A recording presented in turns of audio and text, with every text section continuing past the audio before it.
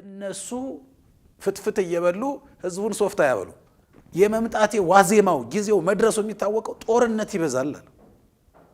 ጦርነት ይበዛል ያ ጦርነት የሚበዛበት ወቅት ከመጣ የኔም መምጫ ዋዜማው ላይ ነው ያለው የመምጫ የምልክቱ አንዱ ይሄ ነው አላቸው ሁለተኛው የሐሰተኛ ነቢያት መብዛት የማቴዎስ ወንጌል ምዕራፍ 24 ቁጥር 5 ላይ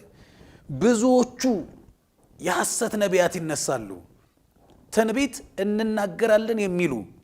የራሳቸውን ክብር የሚናገሩ እውነተኞቹ ነቢያት እኮ የራሳቸውን ክብር አይናገሩም የራሳቸውን ክብር አያስቀድሙም የራሳቸውን ዝና አያስቀድሙም ደግሞ እግዚአብሔር እንዲከብርበት ይፈልጋሉ ደግሞ ከእግዚአብሔር ጋር በጸሎት ሁሉ ጊዜ ይጣበቃሉ ከአምላካቸው ጋር እንጂ እነሱ ፍትፍት እየበሉ ህዝቡን ሶፍት ያበሉ